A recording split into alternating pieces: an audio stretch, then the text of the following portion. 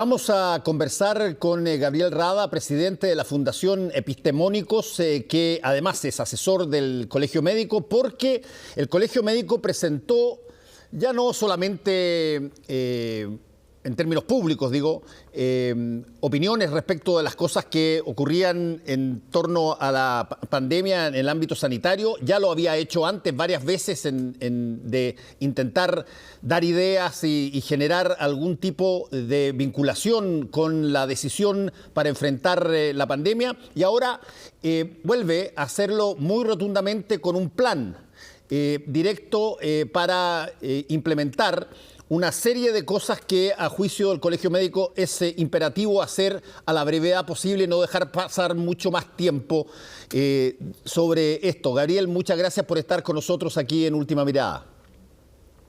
Buenas noches, Fernando. Gracias a ti. Bueno, a ver, salgamos al tiro de esta suerte de alguna manera, coscacho que pegó el ministro de Economía, Lucas Palacio, al decir, y lo cito, que es importante que las propuestas no solamente se planteen, sino que sean capaces de llevarse a cabo, dijo, pero además, lo más importante de todo fue que se alegraba mucho de que el Colmed dé una propuesta, porque esta es la primera vez que lo hace. ¿Es primera vez que el Colegio Médico hace una propuesta para enfrentar estratégicamente la pandemia, Gabriel?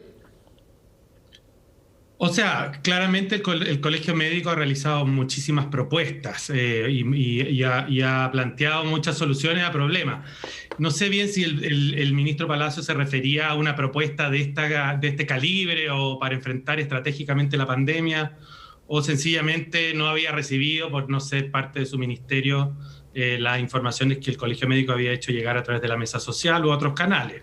Pero el Colegio Médico viene realizando propuestas desde el primer día prácticamente de la pandemia y yo creo que es fácil refutar con evidencia lo que ha planteado el ministro Palacio. Pero yo creo que lo importante acá es la propuesta misma, más que la polémica que se pueda generar por las declaraciones de una autoridad u otra. Sin duda, y eso es lo que nos va a concentrar en los próximos minutos. Gabriel, ¿qué tiene de particular la propuesta que hace el Colegio Médico en estos momentos? Mira, yo creo que lo primero es decir que es una propuesta que responde a un diagnóstico que es bastante transversal en el mundo académico, en el mundo de la salud en particular, que es que nos encontramos en un momento epidemiológico particularmente delicado, probablemente el peor de la pandemia hasta ahora, y es necesario hacer algo, ¿no es cierto? También hay un componente de este diagnóstico, que es que las medidas que se han estado instaurando han perdido eficacia, en particular las cuarentenas, ¿no es cierto?, que es la medida más extrema, más estricta, que se reserva para situaciones excepcionales, se ha transformado en una medida que se ha prolongado mucho en el tiempo y ha perdido eficacia, algo que ocurre en todos los lugares del mundo, no solo en Chile, y normalmente se le llama fatiga pandémica, ¿no es cierto?, y hay una respuesta mucho más lenta de la población. Y por último, hay otro componente de este diagnóstico, que es que ha empezado a quedar muy claro, en base a la evidencia internacional y también a los datos nacionales, de que es extremadamente improbable y riesgoso basar la estrategia de control de la pandemia exclusivamente o casi exclusivamente en la vacunación, ¿no es cierto? Hay una serie de variantes que podrían ingresar, hay incertidumbres de otro tipo, hay incertidumbres con respecto a la eficacia de las vacunas, hay muchas cosas que hacen que sea poco prudente basar una estrategia solamente en la vacunación. Entonces, en ese contexto, se plantea una propuesta bastante amplia en términos de la estrategia, que tiene varios componentes y que se hacen cargo básicamente de dos cosas. La primera es que estamos en esta crisis, en este momento epidémico muy delicado, y que si uno mira las curvas, ¿no es cierto?, estas de los casos, de la mortalidad, de los pacientes en UCI, etcétera, son curvas que son simétricas y no sabemos si llegando a una meseta o no, porque hemos tenido muchos vaivenes de que parece que vamos a bajar, volvemos a subir, pero si uno plantea que no van a haber medidas radicalmente distintas, podemos esperar que nos falta, en el mejor escenario, la otra mitad de la curva. Y eso significa que van a morir entre 10.000 15.000 y eventualmente más personas producto de esta ola de la pandemia, de la que estamos cursando ahora. Y eso obviamente, en ausencia de medidas, lleva a la acción, ¿no es cierto? Es decir, ¿qué podemos hacer distinto para frenar eso? Entonces, ese es un primer componente, una serie de medidas que tienen que ver con retomar el control de la pandemia. Eso es lo que hemos llamado el cortocircuito epidémico o la fase 0 de este plan. Y luego se hace cargo de otra parte que tiene que ver con lo que se ha llamado las estrategias nacionales, en que hay mucha experiencia internacional hoy día que muestra que si uno divide las estrategias básicamente en dos grandes grupos, hay muchas, pero en dos grandes grupos, uno podría decir que hay una estrategia que apunta a actuar enérgicamente por un periodo corto, lo que se llama una estrategia de eliminación, y que algunos han llamado de cero COVID, y que eso es la terminología también que se ha planteado en la propuesta, y otra estrategia que se le ha llamado de supresión o mitigación, dependiendo de la intensidad, pero que básicamente es de, en inglés se le dice stop and go, es de acelerar y frenar, de instaurar medidas, retirarlas en respuesta a la situación epidemiológica. Son respuestas menos intensas, pero más prolongadas en el tiempo. Y la evidencia internacional hoy día es categórica de que las estrategias que apuntan a la eliminación, al cero COVID, medidas intensivas al principio para lograr el control, son más eficaces en términos de evitar muertes y las consecuencias sanitarias en general, pero también son más eficaces desde el punto de vista económico. La recuperación económica ha sido mucho mejor en todos los países que han aplicado este tipo de estrategia, y hoy día hay una discusión a nivel mundial con respecto a cómo implementar o cómo migrar hacia estas estrategias en los países que no comenzaron con ella, ¿no es cierto? Que ahí está uno de los grandes desafíos, porque conocemos los casos de Nueva Zelanda, Corea del Sur, Taiwán, que partieron, ¿no es cierto?, muy decididamente con una estrategia de eliminación y que les ha ido muy bien, pero hay menos ejemplos de países que hayan hecho la migración, la transición de una estrategia, ¿no es cierto?, de mitigación o supresión a una de eliminación. Ahora, Gabriela, hay un punto, tú mencionaste ahí un pronóstico que es bastante alarmante, que pueden haber 15, 20 mil muertos más, ya llevamos casi 40 mil muertos, digamos. Antes se ha dicho también eso de que pueden haber muchos muertos, y ahora incluso con el periodo de vacunación que se va a prolongar y que va a tener vacunado una buena parte de la población, ¿tú sigues viendo la posibilidad de mortandad a ese nivel en los próximos meses? Sí, yo diría que ahí no hay dos lecturas, o sea, todos los pronósticos apuntan a números de ahí hacia arriba, o sea, y que básicamente es un poco el contrasentido en que hemos caído, que mueren 100 personas por día, que llevamos 40.000 muertos, y que pareciera ser como algo que es inevitable. Entonces, es verdad que uno podría decir, mira, ya las medidas son muy difíciles de implantar, las cuarentenas no se respetan, pero de alguna forma hay que tratar de darle una vuelta, de dar un giro y plantear algo que pueda sacarnos de ese desastre sanitario. Y también no es solo evitar, o sea, obviamente que evitar esas muertes es un imperativo ético prácticamente, pero también significa poder bajar los casos y retomar el control de la pandemia. El control de la pandemia significa que tú puedas volver a plantear que empecemos a hacer trazabilidad, por ejemplo, testeo, trazabilidad, aislamiento, que es una de las estrategias claves para controlar la pandemia.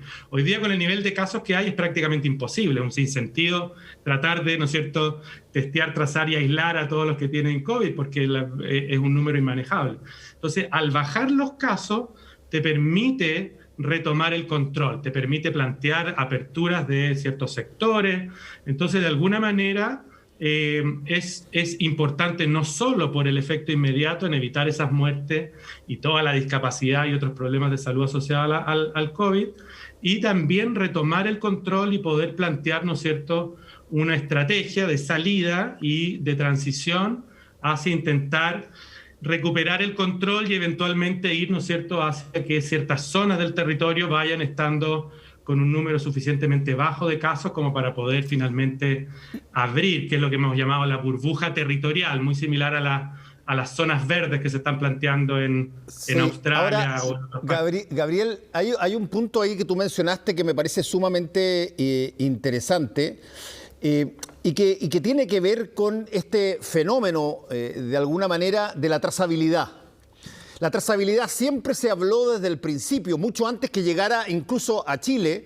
Se veían los videos en las noticias, los noticiarios, de cómo se estaba actuando, pero con una, yo te diría, autoridad muy fuerte en China, en otros países, y que la trazabilidad implicaba esta suerte de hacer el recorrido para atrás, de cómo desde una persona contagiada, con quienes se había contactado, y que eso era una cosa que tenía dos características principales. Una, tenía que haber un personal que lo pudiera hacer y tenían que haber recursos para poder hacerlo.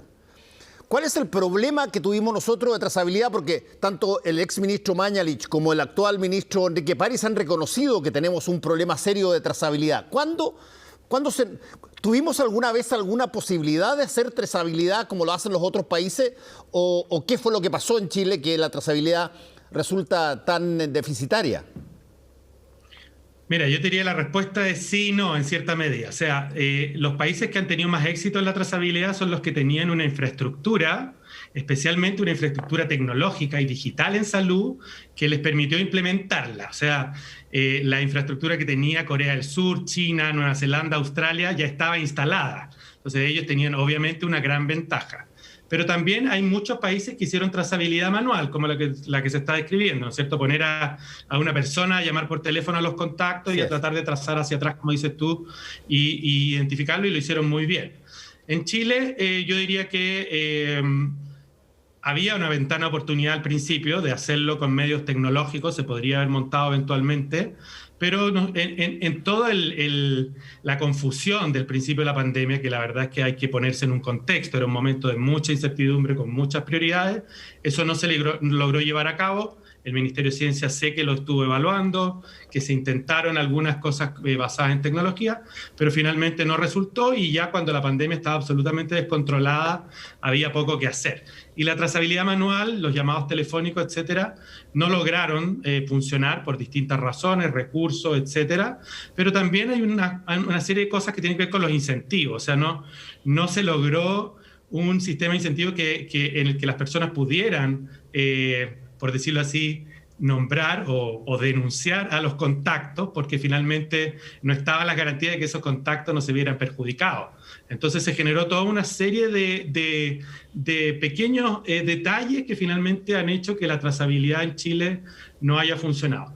Y el lograr el control de la pandemia permitiría partir de nuevo. O sea, de alguna forma uno diría, mira, si logramos que ciertas zonas lleguen a un número bajo de casos, es el escenario ideal para pilotear nuevas aplicaciones, trazabilidad digital y otras cosas que te permitan enfrentar tanto este momento como el futuro. O sea, es extremadamente probable, en particular porque en nuestra región de Latinoamérica se ha considerado como una especie de crisol de nuevas variantes, ¿no es cierto? Es el lugar en donde más probabilidad de mutaciones hay, que vamos a estar expuestos a riesgos por un tiempo largo.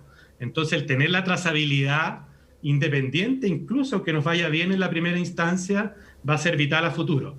Que nos vaya bien en la primera instancia es obviamente un supuesto arriesgadísimo, en ausencia de estas medidas funcionando bien, pero incluso así es fundamental para el futuro a mediano y largo plazo. Ahora, Gabriel, cuéntanos un poquitito en qué consiste esto que ustedes llaman cortocircuito epidémico.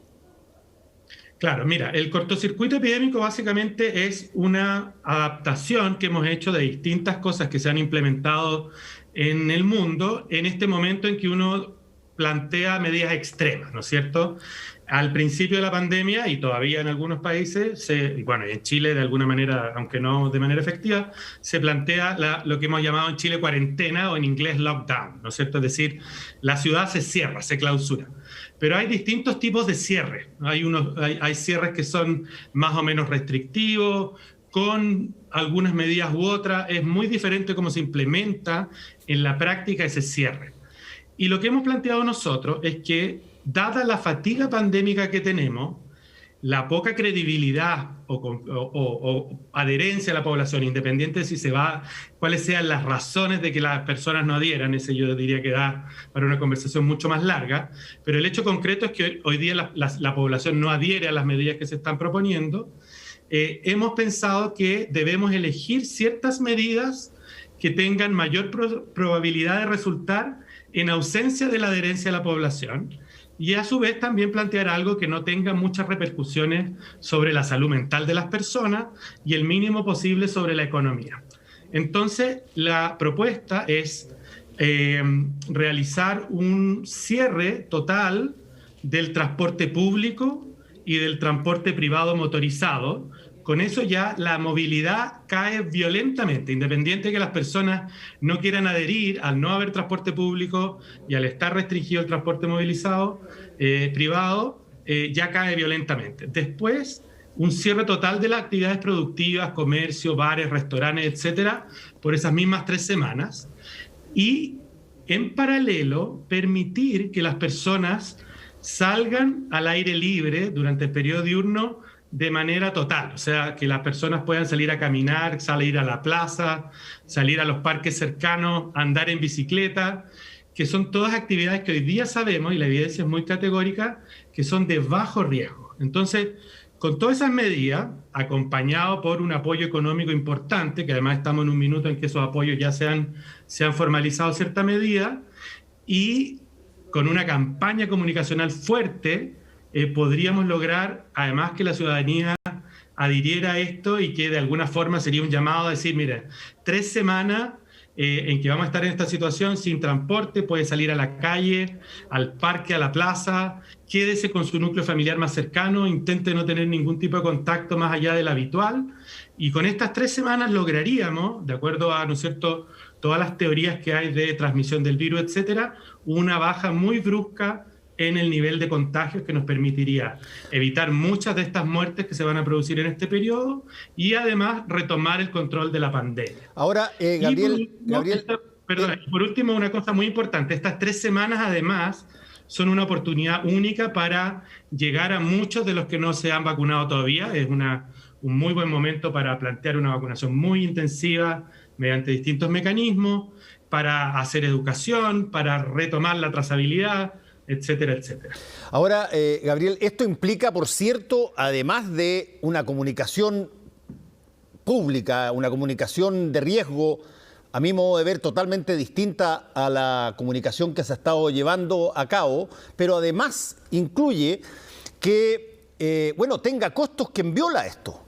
Una de las cosas que hemos visto es que de repente uno dice, mira, se cerró tal cosa y uno pasa para allá y ve una serie de autos que van y vienen, nunca son parados y por lo tanto hay una sensación de que si es que la gente puede salir y no nadie va a de alguna manera exigir que se respete esa cuarentena o confinamiento, bueno, ¿por qué no salir? ¿Cómo funcionaría aquí esa variable? Bueno, al estar suspendido el transporte público, ya tienes un factor importante que alguien, por mucho que no adhiera, no puede hacer funcionar el transporte público, ¿no es cierto? Y al estar suspendida también el funcionamiento de los bares, restaurantes y todas las actividades al interior y toda la actividad productiva, también es algo que es relativamente fácil de fiscalizar. Ese tipo de cosas son mucho más fáciles.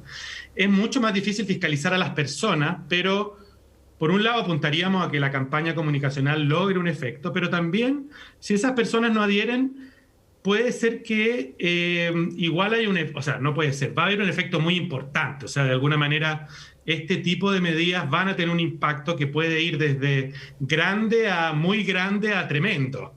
Pero todo hace predecir que tendrían suficiente impacto como para evitar un número muy sustantivo de muertes y bajar los casos suficientemente para poder enfrentar el resto de las etapas de mejor manera. Esto sería por 3 semanas, dices tú. 3 semanas, exacto.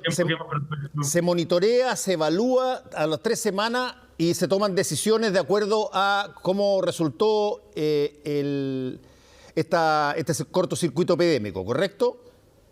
Claro, la apuesta es que esto es por una sola vez. O sea, de alguna manera este tipo de medidas de este calibre, y un poco lo que se ha visto también con los lockdowns, las cuarentenas en otras partes del mundo, van perdiendo eficacia si uno las repite. Entonces, de alguna manera, esto es decir, hagámoslo por una vez bien para poder dar un salto fundamental hacia recobrar el control y de ahí en adelante poder avanzar con un plan que también se ha planteado en la propuesta, que se llama Vivos nos necesitamos, que es una modificación del plan paso a paso, pero estructurándolo de acuerdo al riesgo que tienen las distintas actividades, que es algo que está un poco desdibujado en el plan, y respetando a rajatabla las variables epidemiológicas para pasar de una etapa a otra, que es algo que desafortunadamente tampoco se ha podido cumplir en el plan paso a paso. Entonces hay una modificación del plan paso a paso que se llama, ¿no es cierto?, Plan Vivo Nos Necesitamos, que va generando, ¿no es cierto?, estas condiciones para ir avanzando, ir abriendo progresivamente con menos permisividad que la actual. O sea, se mantiene un énfasis mayor en lograr que los casos ojalá lleguen al mínimo posible para al final de ese paso, de esos planes, llegar a lo que llamamos una burbuja territorial, que son áreas en que ya no hay circulación comunitaria del virus, no hay transmisión de persona a persona, y esas áreas se generan, ¿no es cierto?, una serie de medidas para que la frontera esté de cierta medida blindada, que no puedan ingresar personas contagiadas, y en esas áreas se liberan todas las restricciones, ¿no es cierto?, que es algo que ha funcionado espectacularmente bien en Australia, es lo que está planteando Europa, es un poco lo de las zonas verdes que muchos de los países del mundo están siguiendo. ¿Cuáles son, Gabriel, las reacciones que han habido, las reacciones que ustedes han tenido de profesionales dentro de la autoridad sanitaria? ¿Cómo se ve esto? O sea, hemos tenido, yo diría, recepción, es una propuesta muy ambiciosa y una propuesta que plantea algo radicalmente distinto a lo que se viene haciendo, y eso obviamente siempre genera resistencia y hay muchas dudas. Yo te diría que lo primero ha sido que ha costado transmitir la idea, ¿no es cierto?, transmitir los detalles del plan y los énfasis y a qué apunta y por qué es tan importante. Entonces hemos estado... yo he estado apoyando y nos hemos estado reuniendo con el Colegio Médico, con distintos actores, para explicar la propuesta y para entrar en los detalles. La recepción en general ha sido muy buena y yo te diría que la gran mayoría del mundo ligado a la salud, de los académicos en salud, la han apoyado. Unos pocos han planteado que no creen que sea factible llevar a cabo una medida de este tipo. Pero la gran mayoría lo ha apoyado y ha planteado que desde el punto de vista epidemiológico tiene mucho sentido. Las dudas han tenido que ver más con cómo podemos generar estas condiciones para que se implemente. Y luego hay discusión con respecto a qué tan alcanzable es esto de llegar a zonas libres de COVID en nuestro país. Hoy día yo te diría que el mundo completo está dividido en los que dicen que tenemos que acostumbrarnos a vivir con el virus, y vivir en una epidemia crónica, por decirlo así, y los que creen que se puede transitar hacia un sistema en que hay zonas que están libres de COVID o cero COVID. Hay experiencia exitosa, obviamente, todos lo vemos, ¿no es cierto?, desde la UEFA hasta la NBA, hasta distintos lugares del mundo que están prácticamente en una normalidad total, pero la duda es si países que ya están en una situación como la nuestra pueden lograrlo. Nosotros creemos, desde, ¿no es cierto?, el Consejo que está asesorando al Colmed y el Colegio Médico, que hoy día hay una ventana de oportunidad que no se va a volver a repetir. O sea, nosotros creemos que así como al principio de la pandemia los países que tomaron la decisión de hacer medidas de eliminación siguieron un curso radicalmente distinto a los que no, nosotros creemos que hoy día la mezcla de vacunación intensiva, la cantidad de personas que son inmunes por los casos, porque ya se han contagiado, y la posibilidad de aplicar estas medidas van a dar una combinación que podría llevarnos a ese objetivo. Probablemente no se va a repetir, porque en el fondo la energía que tú necesitas para vacunar a este ritmo también se fatiga. O sea, en 6 meses más vamos a tener una fatiga vacunal. Nunca vas a poder volver a lograr estos niveles de vacunación. Entonces estamos como en una oportunidad que no se va a repetir. Entonces ahí hay, ¿no es cierto?, una apuesta como país. Es decir, queremos intentar lograr liberarnos del COVID, tener, ¿no es cierto?, zonas que puedan estar en esta situación en que recuperamos todas nuestras libertades y recuperamos la movilidad y parte de nuevo la economía y todas las cosas se liberan, o preferimos, ¿no es cierto?, ir por el camino, ¿no es cierto?, más del status quo y acostumbrarnos a que esta es la situación a la que estamos condenados en Latinoamérica por los próximos nadie sabe cuántos años. Bueno, Gabriel, te quiero agradecer y estaremos atentos a ver cuáles son, cómo continúa este diálogo entre ustedes, el Ministerio de Salud, la academia y los especialistas para esperar cuando se toma una decisión, ya sea la que ustedes están proponiendo o alguna otra alternativa que eventualmente, trate de conseguir un resultado distinto porque efectivamente se hizo algo distinto para lograrlo y no hacer lo mismo que ya está haciéndose porque está claro que necesitamos algo más. Eso es lo mismo que pensamos nosotros, necesitamos algo más, creemos que es una buena propuesta y ojalá, bueno, si hay mejores propuestas también, absolutamente bienvenido incorporarlo, en ese proceso estamos ahora, recopilando feedback, ¿no es cierto?, de todos los actores para mejorarla e incorporar todas las visiones. Gabriel Rada, muchas gracias por haber estado con nosotros aquí en Última Mirada. Que te vaya muy bien. Igualmente. Chao. Volvemos en un ratito.